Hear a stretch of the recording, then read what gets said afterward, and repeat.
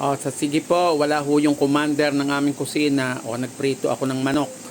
Ang timpla ho niyan, isang oras na ibinabad sa toyo, suka, kalamansi, ayan, at tinrito. Ayan. O, mga 10 kalamansi ho yan. O, edi parang masarap ng tingnan.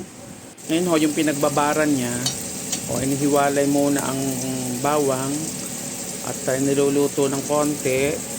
Tapos so yung kanyang pinagbabaran kung saan kayo nagmarinate ay di inyo siyang lulutuin din. Ayan. Ngayon, pagka naluto na yan, kumulo-kulo na, ano ang gagawin? Bay, masarap po ito. Kasi yung pinakatimpla ninyo, yon ang inyong ilalagay nyo ulit dyan yung pritong manok.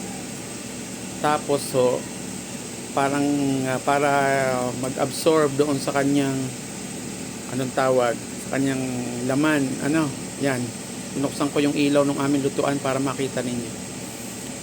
Aba, kulay red pala yung ilaw ng aming lutuan. Yon, yan, pag kumulo na yan, ilagay na si pritong manok. Yon, tapos ilubog, yan, ilubog yung kanyang katawan dyan. Tapos pagka ayos na, abay, ilagay nyo na sa isang lalagyan. Ngayon itong aking dalawang prinsipe ay mga tulog pa. Sabado ho ngayon ng umaga dito Ayan, edi mga tulog pa. Edi ihahanda muna natin sa pagising ng dalawa. O yan, ganyan po yan.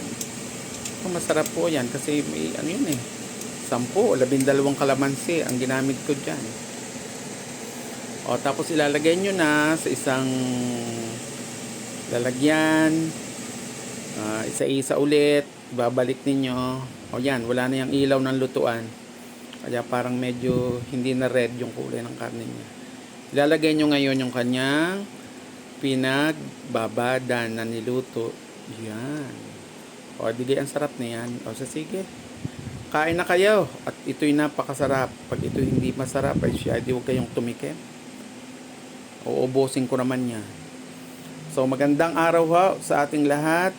Pati ho sauce na yan ay napakasarap. Isabaw sa kanin. Lantake, sabi ng mga taga Batangas.